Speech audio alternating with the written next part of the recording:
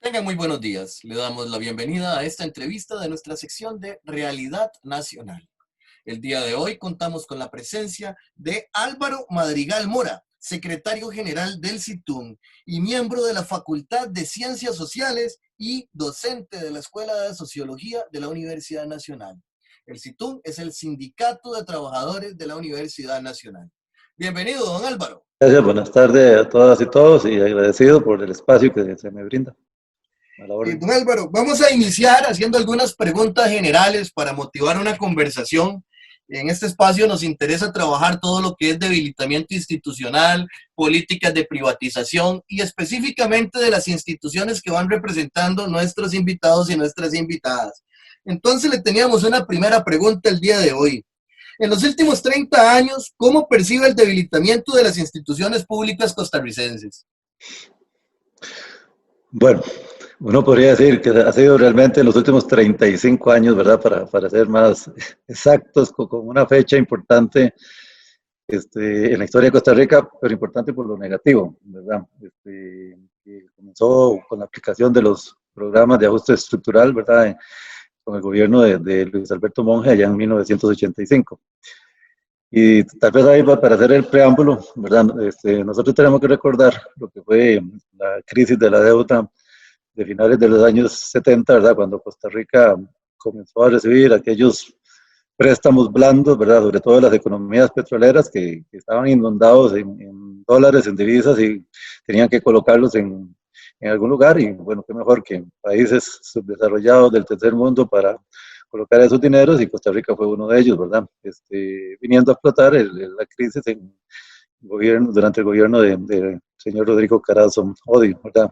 Préstamos blandos en algún momento se convirtieron en préstamos bastante onerosos para el país, que obviamente pues el país ya no estaba en capacidad de pagar, no solo Costa Rica, sino muchos países, ¿verdad? En situación similar. Ahí fue donde comenzaron a intervenir los organismos multilaterales internacionales, ¿verdad? Como el Fondo Monetario, el Banco Mundial, y otros más locales como la Reserva Federal en Estados Unidos, etcétera, que comenzaron a idear entonces a cambiar ya su estrategia, ¿verdad? Anteriormente a eso se hacían ajustes coyunturales, ¿verdad? En las economías de los países, buscando equilibrar lo que ellos llamaban la balanza de pagos, ¿verdad? Cada vez que había algún desfase ahí que le impedía a los países honrar sus deudas, pues se hacía algún ajuste ahí, pero muy, muy coyuntural. Es a partir de la década de los 80, sobre todo con la elección de gobernantes como Ronald Reagan y Margaret Thatcher en Inglaterra, que estos organismos multilaterales, que claramente están dominados por las grandes potencias, ¿verdad? Las principales economías del mundo, pues plantearon un cambio de estrategia en el sentido de que había que ordenar a estos países en lo que ellos consideraban su desorden, sobre todo fiscal, ¿verdad? Y ordenarlos para que pudieran seguir honrando sus deudas. Al final de cuentas, así es como tenemos que ver cómo se inició todo eso, ¿verdad? Se enmascaró desde aquel inicio como un intento de que los países comenzaran a forjar su propio crecimiento, pero obviamente el objetivo final de todo esto era que los países pudieran seguir pagando sus deudas, ¿verdad? Y entonces ahí se establecieron un reordenamiento, digamos, de las economías de los diversos países deudores del mundo y Costa Rica dentro de ellos. No fue solo a nosotros que nos aplicaron los programas de ajuste estructural, sino que fue un modelo mundial, ¿verdad?, que se aplicó a todas estas economías. Costa Rica pues lo inició con Luis Alberto Monge, y toda vez que Carazo se había negado a aplicar estos programas de ajuste estructural, ya que implicaban, como así lo vimos posteriormente, cierre de instituciones estatales, debilitamiento de otras instituciones, despidos, etcétera, contracción de la economía en su inicio, etcétera. Entonces fue el gobierno de Luis Alberto Monge. Sería interesante en algún momento se pudiera hacer un programa histórico para analizar ese gobierno de Luis Alberto Monge, y voy a hacer aquí como una especie de paréntesis, recordando que Monge tuvo 2 años iniciales, ¿verdad?, en su gobierno completamente diferente a los 2 años posteriores, ¿verdad?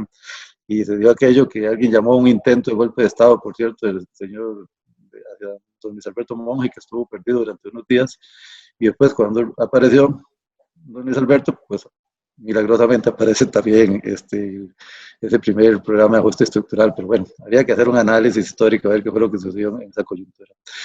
Y es a partir de ese momento que comienza entonces a aplicarse este nuevo modelo, digamos, económico, social, que hoy día lo seguimos viendo. Y en algún momento voy a plantearlo. Costa Rica básicamente hoy está enfrentando un nuevo programa de ajuste estructural. Básicamente, el principio de esos programas de ajuste estructurales era la disciplina fiscal, ¿verdad? Si un país de un momento se endeuda mucho, pues es precisamente porque entenderían los organismos que está consumiendo demasiado o que está gastando demasiado más allá de sus propias posibilidades, ¿verdad? Entonces, ahí eso se arregla por dos vías. Uno, generando más recursos o otra, dejando de consumir. Y por eso entonces los programas de ajuste estructural buscaban principalmente disminuir la demanda, ¿verdad? Que de dejar de consumir. Buscaban algo que uno podría considerar positivo, ¿verdad? Que estos países, Costa Rica, dejara de ser un país importador y se convirtiera en un país exportador. Por eso buscó y exigió también la apertura económica, la liberalización, la desregulación, ¿verdad? De todas las que ellos consideraban trabas comerciales, sobre todo también del mercado laboral.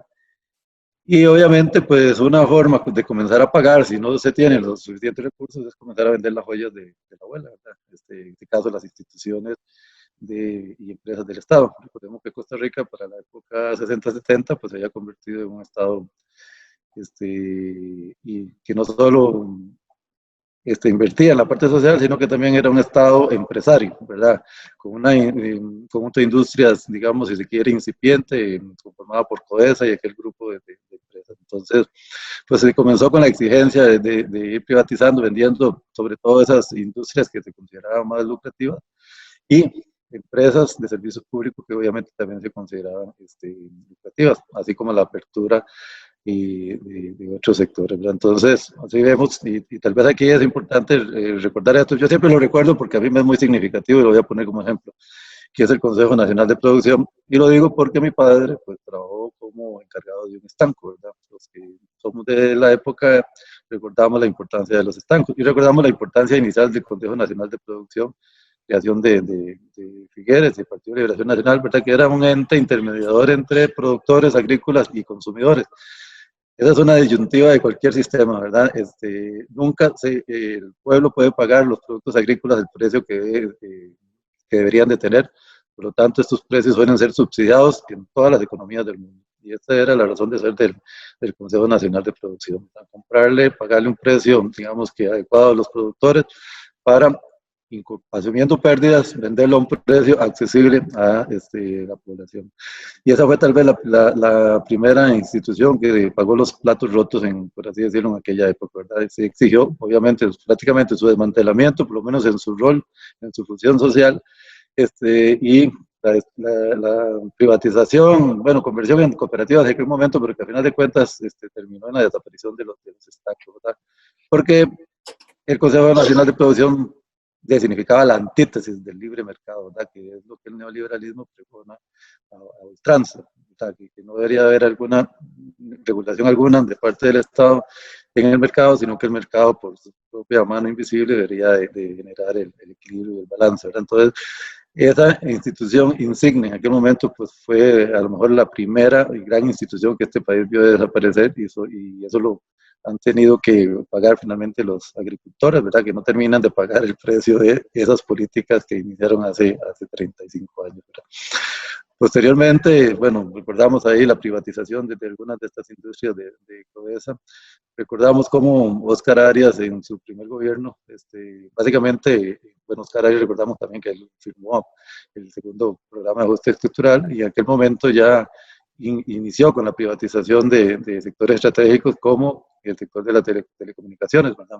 Recordamos que Oscar Arias sí, felizmente le entregó las telecomunicaciones a Millicom en aquel momento y que por dicha en aquel momento los mismos tribunales dijeron que era algo inconstitucional, ¿verdad? Pero ya ahí veíamos entonces cómo todos estos gobiernos entraron en la política de privatizar todas las instituciones insignias del Estado, ¿verdad? En el tercer PAE, por ejemplo, los que ya entraron en una fase semi-privatizadora, por así decirlo, fue la banca nacionalizada. Recordemos cómo Figueres Hijo, ¿verdad? Inició con la apertura de la banca nacionalizada, que muchos dirían que fue positiva por el desarrollo que ha tenido la banca propia costarricense estatal, ¿verdad? Pero lo que es cierto es que la banca pasó de estar, digamos, al servicio del Estado a convertirse en una banca en competencia con el sector privado y a funcionar bajo una lógica privada, de muy poca contribución al desarrollo del país, ¿verdad? Entonces, con esos programas de ajuste estructural se ha iniciado precisamente,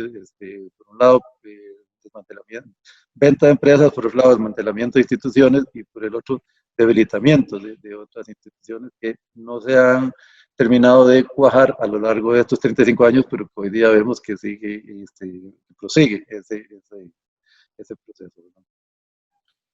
Sí, muy interesante, ¿verdad? Vemos que, por ejemplo, en Costa Rica se contraponen, a grosso modo, por lo menos en el imaginario social, dos ideologías muy grandes. Es una ideología que podríamos llamar una socialdemocracia, que considera que el Estado es el producto de un pacto social y que ese pacto social deriva del acuerdo de determinados principios básicos de la justicia y que los gobernantes y las gobernantes simplemente son funcionarios que tienen que actuar de acuerdo con esos principios básicos de la justicia. Esos principios básicos de la justicia están en la Constitución política. Entonces, por ejemplo, se garantiza el derecho a la educación, el derecho a la salud, el derecho al agua, el derecho a la electricidad, el derecho a una serie de elementos que nos garantizan cierta calidad de vida a la población, lo que es un Estado social de derecho. Y ese es el pacto social. Esa tendencia ha ido perdiendo fuerza en Costa Rica y precisamente son tendencias de corte neoliberal y de corte neoconservador las que han influenciado las políticas estatales. Entonces, el sector conservador, que es muy característico, por ejemplo, en las políticas de la UCAEF, nos dirá que existen determinados grupos que por linaje, riqueza, nombre, apellidos, tienen derechos privilegiados por encima del resto de la población y que el Estado no debe intervenir en la economía a no ser para proteger los intereses de esos grupúsculos, ¿verdad? Y por otra parte, el neoliberalismo que nos dice que el Estado no debe de intervenir en la economía porque el mercado es capaz de regularse solo y que entonces todas estas instituciones que nos garantizan calidad de vida y bienestar social deben pasar a manos del sector privado.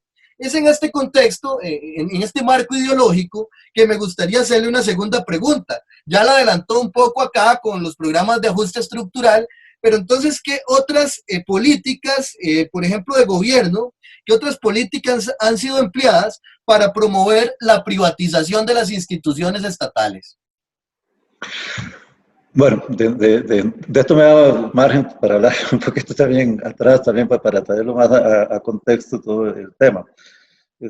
Básicamente tengo que recordar que después de la Segunda Guerra Mundial se genera una, digamos, la situación de las guerras, aunque alguien dice que no hubo Primera ni Segunda Guerra Mundial, sino que hubo una sola guerra, ¿verdad? Con un periodo ahí intermedio, ¿verdad? Pero es obvio que eso genera una situación de crisis mundial, como lo podría generar esta pandemia, ¿verdad? Si a final de cuentas todo lo que vemos y nos dicen es completamente cierto.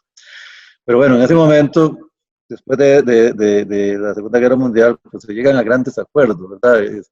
Importantes en general, que digamos que uno puede decir que pueden haber estado manipulados y condicionados, pero que sirvieron para un periodo importante, digamos, de estabilidad y cierta paz mundial, porque el periodo de guerra fría es cierto, pero bueno, se llegaron a ciertos acuerdos, por lo menos desde el lado del mundo capitalista, basados en un pensador que es capitalista, ¿verdad? Que era Keynes, que así planteaba, bueno, el sistema capitalista existe, ¿verdad? Es importante y las empresas producen la riqueza según ellos, pero es importante la intervención del Estado para hacer una redistribución de la riqueza, porque el mercado en sí no lo consigue, ¿verdad? Entonces, digamos que el mundo posguerra fue keynesiano, que planteaba entonces un Estado interventor, ¿verdad? Sobre todo regulador y protector en ese sentido, ¿verdad? Esto se vino a acabar en la década de los 70, sobre todo con la llegada de Richard Nixon al poder en Estados Unidos, con la renuncia al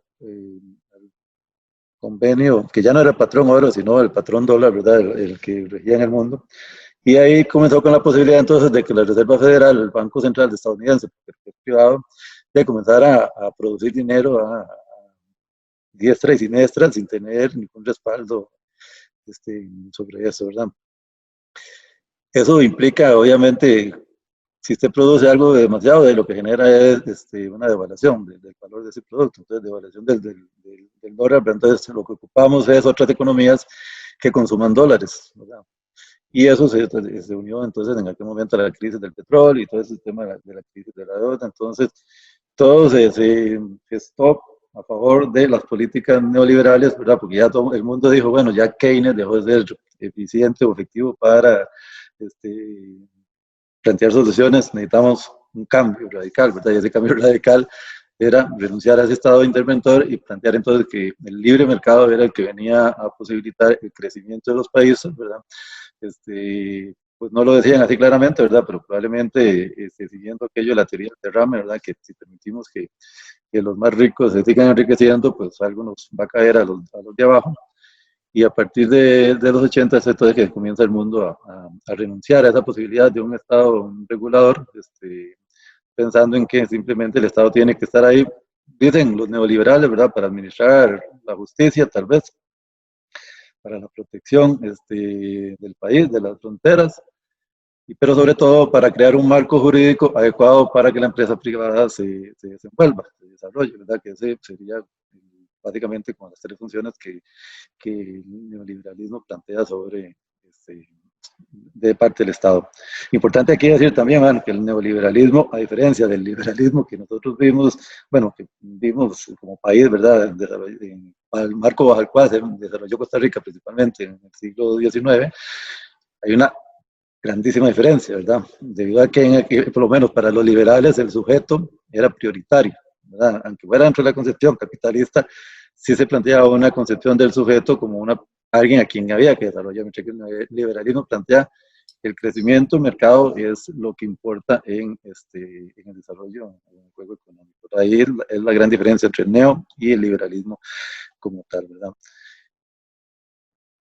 Planteamos que entonces, a partir de esa crisis de la deuda, organismos multilaterales como Fondo Monetario, Banco Mundial, ¿verdad? Creados después de estos acuerdos de la Segunda Guerra Mundial de Bretton Woods, deciden que entonces ya hay que hacer ajustes estructurales y no los coyunturales que ellos venían planteando. Entonces, por eso obligan a los países, si quieren, que fueran ser financiados a entrar en esta disciplina que ellos comienzan a plantear, sobre todo de regulación, insisto, de la parte laboral, desde las trabas al libre comercio, de la intervención del Estado excesiva que consideraban, sobre todo, de reducir los déficits, etcétera.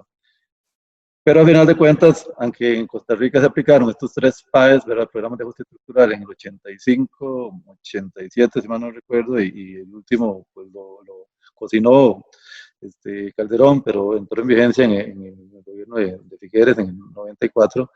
Todo lo que ha venido sucediendo después de eso, uno lo podría vincular a que seguimos bajo las políticas de estos programas de ajuste estructural, solo que tal vez con otros nombres. Porque ahí también hay que recordar que una tercera organización creada, no en Bretton Woods, sino posteriormente, como era la Organización Mundial de Comercio, a finales del siglo pasado comenzó a ser duramente criticada, ¿verdad? Por las grandes potencias debido a que no habían logrado el objetivo por el cual prácticamente fue creado, que no era tener reglas claras en el comercio mundial, sino que era más bien lograr desregular el comercio mundial. Y a partir de ahí entonces es que comienza a optarse por los tratados de libre comercio, ¿verdad? Básicamente Estados Unidos y otros países vieron que la Organización Mundial de Comercio pues tal vez no era la organización que ellos creían, ¿verdad?, que les iba a facilitar desregular los mercados mundiales, y entonces optaron por comenzar a generar estos grandes pactos, ¿verdad?, multilaterales entre países para comenzar a desregular a través de esa vía y a privatizar con mayor velocidad lo que no había sido posible lograr a través de los programas de ajuste estructural. Por eso recordamos que en América se planteó aquello del ALCA, ¿verdad?, el Área de Libre Comercio de las Américas, pero con la llegada al poder de gobiernos progresistas, sobre todo en Sudamérica, fue bastante difícil a Estados Unidos en aquel momento el desarrollo de este proyecto, y rápidamente, porque ellos son bastante hábiles, pues cambiaron de estrategia y optaron entonces por los tratados bilaterales o entre pequeños grupos de países, ¿verdad? Sobre todo entre grupos de países que fueran un poco más débiles a la hora de plantear sujeciones a las imposiciones que traen los tratados de libre comercio.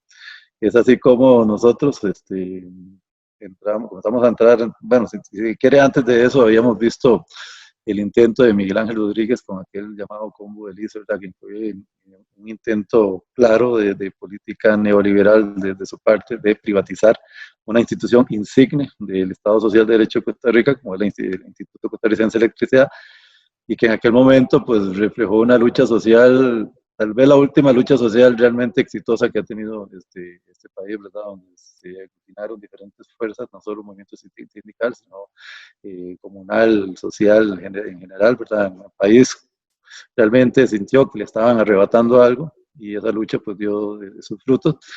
Pero insistimos, el neoliberalismo, la derecha siempre tiene una estrategia, ¿verdad? Si una táctica falla, siempre tienen ahí un as bajo la manga y ahí es donde venían entonces estos tratados de libre comercio. Fue así como con el gobierno de Oscar Arias, ¿verdad?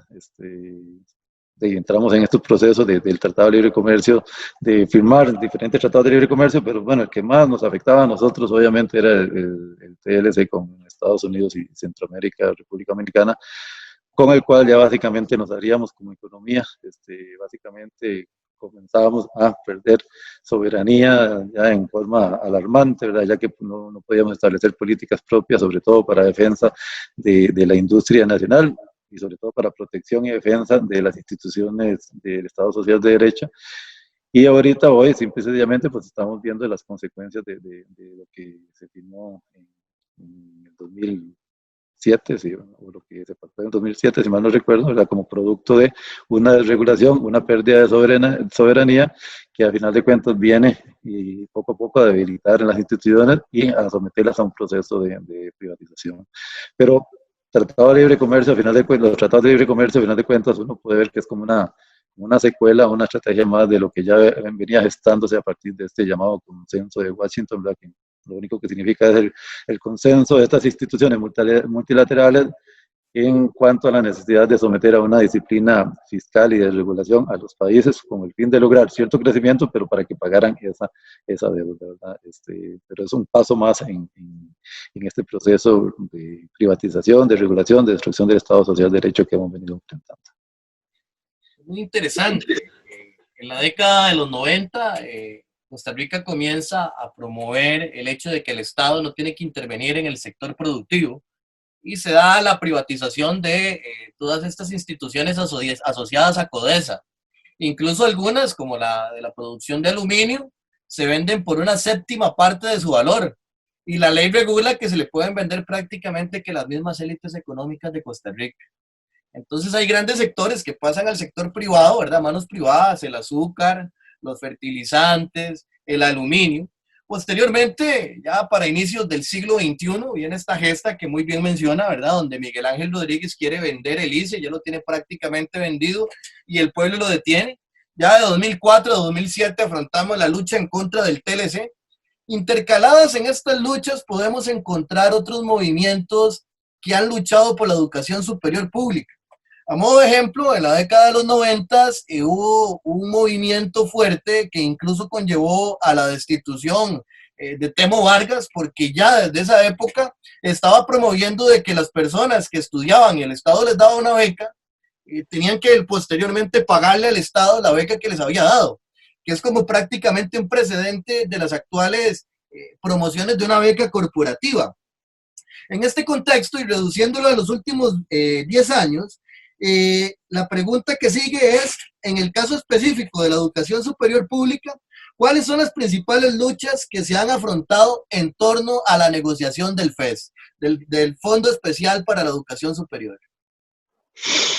Bueno, también como preámbulo voy a decir, bueno, en algún momento ya se creó el Fondo Estatal de Educación Superior, FED, pero, por ejemplo, yo soy ingresado a la Universidad Nacional en el 83, y en el 83, septiembre, octubre, teníamos que estar fuera de la Asamblea Legislativa luchando por el presupuesto de la Universidad Nacional, ¿verdad? Junto a otros universitarios. Y así en el 84, 85, 86. O sea, el tema de financiamiento de la educación superior de la Universidad Nacional ha ido paralelo al progreso, al crecimiento, al desarrollo de la misma universidad como tal, ¿verdad?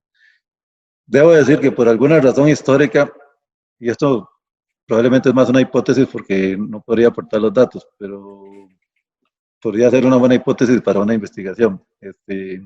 Históricamente, a las universidades parecía que les iba mejor en algunos gobiernos de liberación que en algunos gobiernos de la Unidad Social Cristiana, ¿verdad? Por aquello de que había una herencia de socialdemócrata, ¿verdad? De protección del Estado Social de Derecho, era que le fue difícil a los neoliberales que tomaron el partido con Oscar Arias, ¿verdad? De destruir, por lo menos de forma inmediata. Entonces, yo debo decir, aclarar que en la coyuntura de la lucha en la cual se pidió la destitución y se logró la destitución de Telmo Vargas, yo estaba fuera del país, entonces no participé. Pero es claro que el equipo económico de Calderón Fournier en aquel momento era completamente neoliberal, ¿verdad? Como podríamos decirlo, el equipo económico que trajo este presidente a su gobierno. Por lo tanto, las políticas en aquel momento eran radicales, ¿verdad? En cuanto al financiamiento de la educación superior, y así se lo hizo ver el pueblo. Como le comentaba, bueno, es parte de una hipótesis, si se quiere, que he planteado. Esto lo digo porque tengo claro que hace unos años así se dio, que en algún momento las juventudes de los partidos, sobre todo los dos partidos tradicionales de esas épocas, digamos 80, 90, tenía una incidencia mayor en decisiones políticas, ¿verdad? De gobierno y de asamblea legislativa. Y me consta en algún momento, por lo menos hace unos 2, 3 años, que la Juventud Liberacionista sí tuvo un papel importante, exigiéndole a la bancada suya del Partido de Liberación Nacional que dejaran de entorpecer tanto la aprobación del PES, ¿verdad? Entonces, me parece que probablemente históricamente eso ha sucedido, por lo menos voy a decir en el caso de la Juventud del Partido de Liberación Nacional, que tenían esa incidencia. Lo planteaba esto porque también planteaba esa percepción, ¿verdad?, de que en algunos gobiernos de liberación nacional era más fácil negociar el presupuesto universitario. Creo que el asunto reventó en esa coyuntura con el gobierno Calderón Fournier, sobre todo con la figura de Telmo Vargas, ¿verdad?, reconocido por todo como un neoliberal, ¿verdad?, un ideólogo del neoliberalismo, y que en aquel momento pues logró enervar lo suficiente a los universitarios, sobre todo al movimiento estudiantil universitario, ¿verdad?, como para lograr la presencia masiva en las calles y lograr la destitución, pero sobre todo la corrección en el rumbo que llevaba en aquel momento la posible aprobación del presupuesto universitario. Posteriormente, bueno, cuando ya se logró definir un mecanismo de financiamiento quinquenal de las universidades, básicamente en la transición del milenio o siglo pasado a este siglo, ¿verdad?, obviamente eso trajo cierta tranquilidad en las instituciones, ¿verdad? Yo voy a decir que a mí me tocó, por cierto, vivir una situación muy intranquila precisamente a fines del siglo pasado, cuando regresé de mi beca, pero precisamente fue porque comenzaron a pensionarse el primer contingente importante de trabajadores universitarios, ¿verdad?, para lo cual la institución no estaba preparada, no tenía presupuesto suficiente para afrontar, sobre todo, pago de cesantía y estos elementos, ¿verdad? Entonces hubo una situación de crisis institucional, ¿verdad?, pero generada principalmente, voy a decir, tal vez porque no haya un financiamiento suficiente, sobre todo porque no hayan habido previsiones para situaciones como esta, ¿verdad?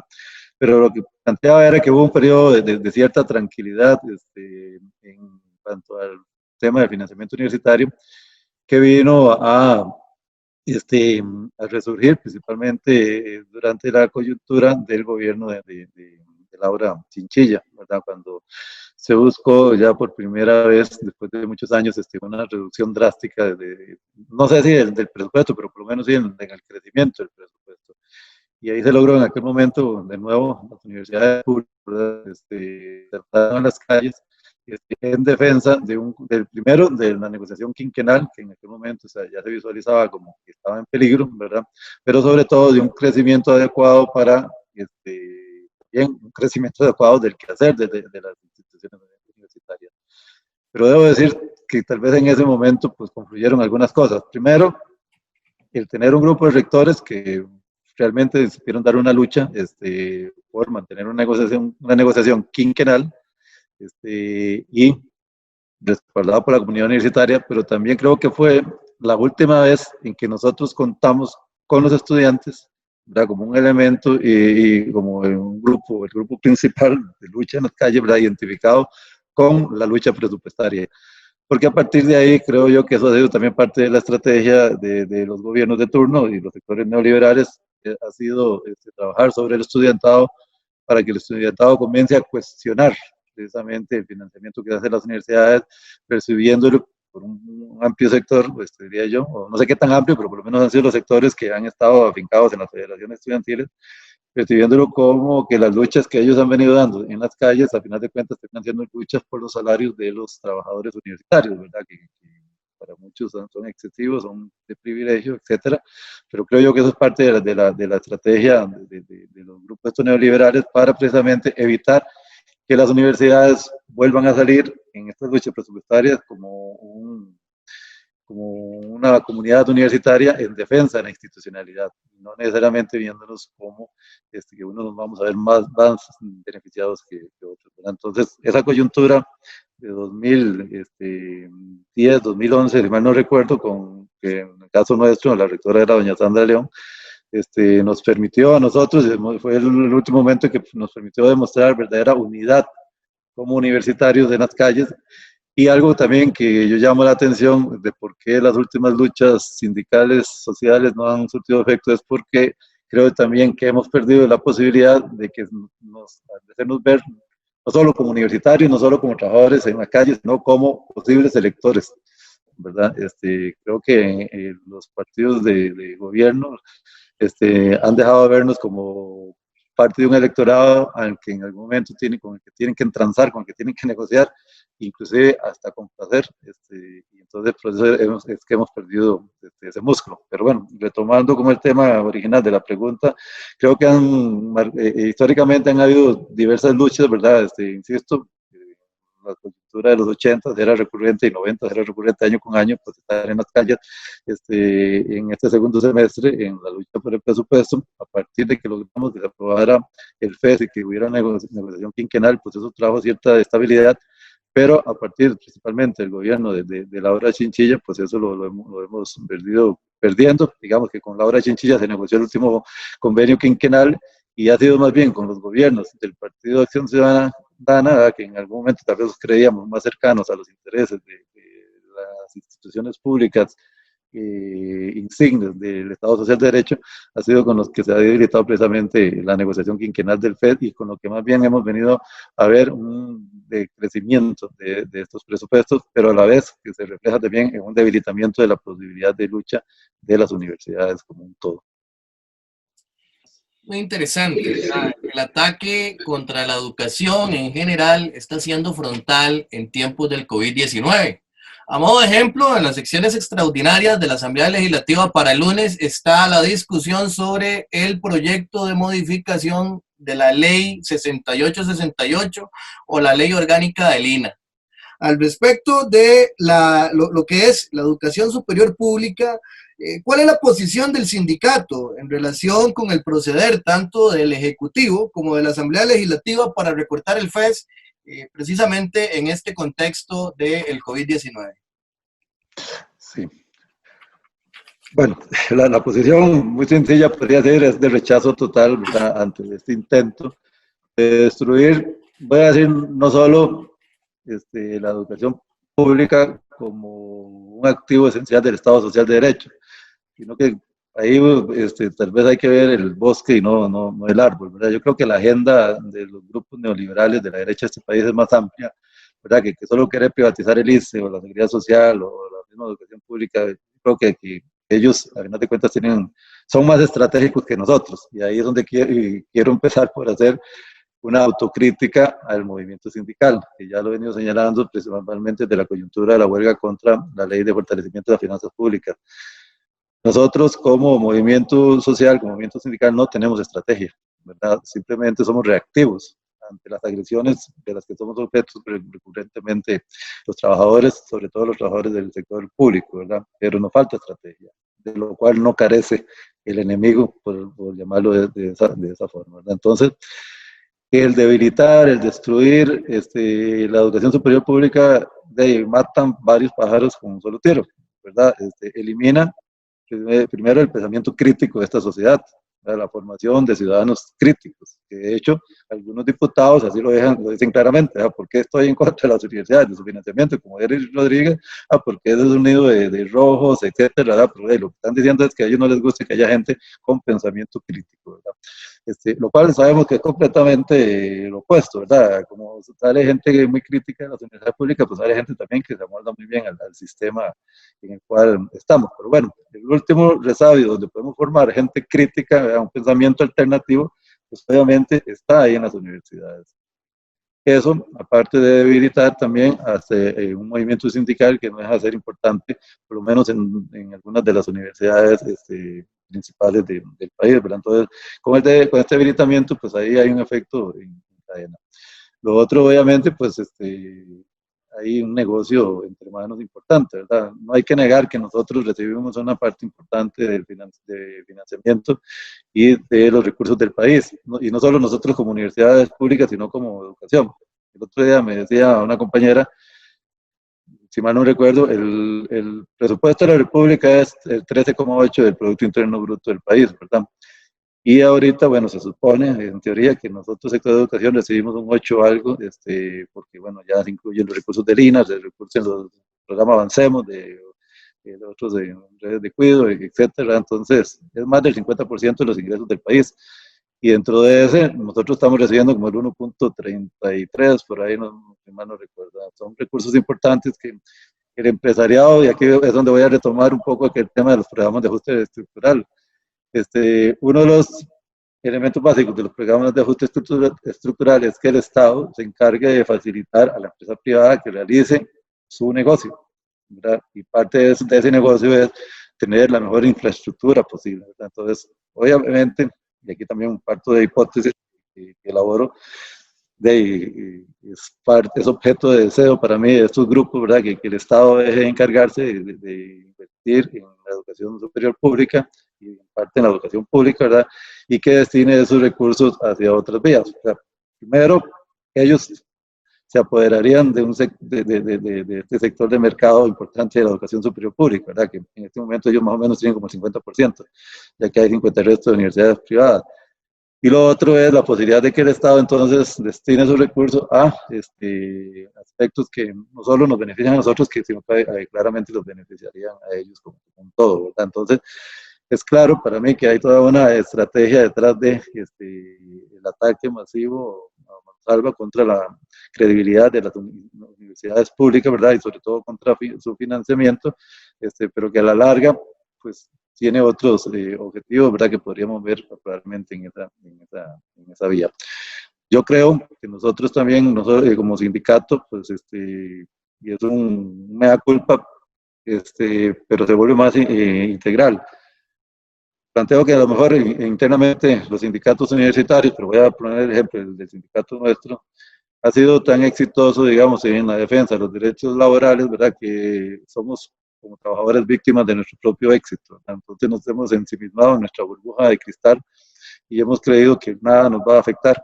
Por lo tanto, hemos olvidado y hemos abandonado todo tipo de lucha social, ¿verdad? Pensando en que a las universidades públicas no se les podía tocar en este país, lo cual hemos visto que con un simple cambio de gobierno, pues ha sido completamente opuesto, ¿verdad? Entonces, es el llamado a atención porque en este momento, y así se lo hicimos saber a los candidatos a la rectoría, si nosotros no logramos amalgamar una gran unidad interna como Universidad Nacional, pero en general como universidades públicas, realmente estaríamos en peligro de ver la continuidad de la educación superior pública como la hemos conocido en este país, el principal movilizador social que tiene este país. Álvaro, ¿está en peligro la universidad pública de desaparecer? Pues yo creo que sí.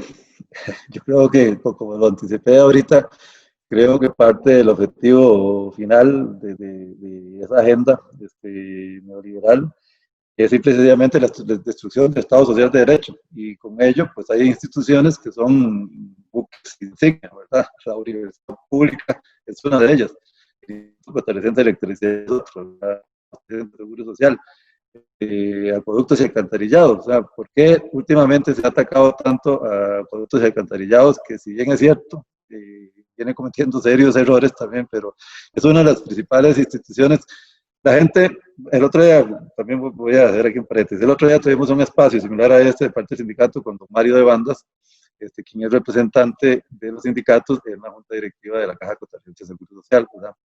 Entonces, nosotros planteábamos que íbamos a hablar de la seguridad social, ¿verdad? Pero él nos decía, vea, la seguridad social es todo el Estado social de derecho. Porque usted no puede aquí eliminar o olvidar o ignorar el papel importantísimo que tiene una institución como Acueductos y Alcantarillados, y con ello pongámosle las otras instituciones que manejan acueductos para la salud de este país. Es esencial tener agua potable como un servicio básico si queremos tener gente sana. Entonces, ahora la gente se pregunta, ¿por qué es que nosotros, digamos, hemos sido medianamente exitosos en combatir la pandemia? Bueno, también porque el sistema social de este país, que es una amalgama de instituciones, no solo la Caja Costarricense, ha permitido que tengamos una población mayormente sana, ¿verdad? Pero últimamente, lo que veo yo es un ataque a mansalva contra acueductos y alcantarillados, ¿verdad? Obviamente el agua, igual que la educación, es un negociazo, ¿verdad? Que muchos quisieran repartirse. Entonces, cuando nosotros vemos este ataque sobre ciertos blancos en específico, ya lo que yo estoy previendo ahí es el ideal de debilitarlo para justificar su privatización, como ha venido siendo con la Caja, ¿verdad? Bien que mal, esta pandemia, digamos, genera paradojas, ¿verdad? Porque a lo mejor se le atravesó a la agenda neoliberal, ¿verdad? Cuando llevaban un plan ahí muy bien estructurado, criticando a las instituciones públicas, ¿verdad? Y justificando su debilitamiento y su privatización.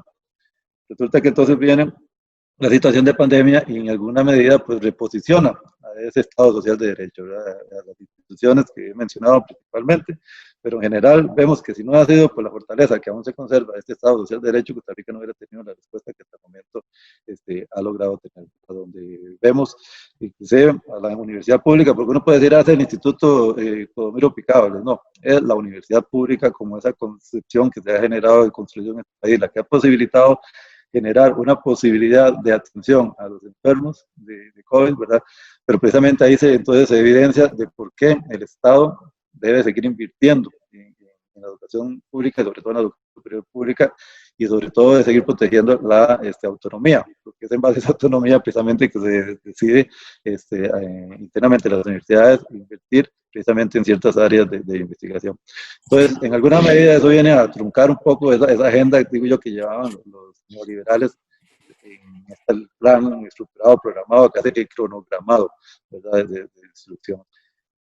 Pero yo creo que eso para ellos solo es como un estorbo temporal, ¿verdad? En su línea de tiempo, y que pronto van a volver. Es más, no han cesado en sus ataques. Si ustedes los ven inmediatamente, ahora nos obligaron a renunciar a buena parte del presupuesto institucional, supuestamente con el compromiso de reponerlo el próximo año, pero uno no sabe qué recursos, ¿verdad? Y como en este país la ley dice que nadie está obligado a lo imposible, a pesar de que se hayan comprometido, uno no sabe si esos recursos los vamos a recuperar, a final de cuentas. Pero bueno, viene toda una línea de destrucción también de las garantías y los derechos laborales, de regulación, de la parte del empleo, y hay un ataque siempre directo hacia los universitarios y sobre todo a una clase que, a pesar de que justifica, digo yo, en buena medida, voy a decir, y a lo mejor ahora planteamos esto como una siguiente pregunta, solo lo voy a dejar introducido. Si bien es cierto, nosotros tenemos cosas que resolver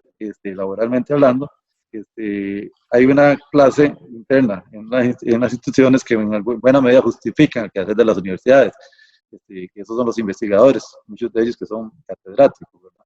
¿Cómo conservar usted a investigadores, trabajadores de la talla, por ejemplo, de los compañeros que han desarrollado todo este trabajo en el Instituto Clodomiro Picado? ¿Será que pagándoles 1 millón de colones a través del proyecto de empleo público de salario único lo vamos a conservar? ¿O será simplemente decirle a la empresa privada, mire, aquí están lo que ustedes estaban esperando, al mejor postor se lo llevan por el salario que quieran pagarles, ¿verdad? Entonces, yo creo que claramente hay un plan estructurado para debilitar y justificar la privatización de las universidades, ¿verdad? Por lo menos la reconceptualización de como la hemos conocido, y sobre todo, y esto va para los estudiantes actuales, sobre todo de la eliminación del concepto de beca, ¿verdad? Porque se considera que es un asistencialismo para pasar a ese concepto del préstamo, ¿verdad? Como lo tiene ahorita el tecnológico en Costa Rica y como es el esquema de las universidades estadounidenses. Pero la pregunta concreta o la respuesta directa es sí. Considero claramente que la universidad pública está en peligro en este país, como lo está la Caja, como lo está el ICE y otras instituciones del Estado Social de Derecho. Muchos de nuestros padres y nuestras madres nos decían que no tenían algo que heredarnos más que el estudio para que pudiéramos generarnos cierta calidad de vida. Quiere decir que esa herencia que el Estado y que nuestros padres y nuestras madres han querido dejarnos está en peligro de dejar de existir. De parte de la Cátedra Virtual Autónoma de Filosofía Política y del diario Más Allá de la Cortina, queremos agradecerle a Álvaro Madrigal Mora por esta entrevista que nos ha brindado. Nos vemos en la próxima entrevista. Muchas gracias, hasta luego.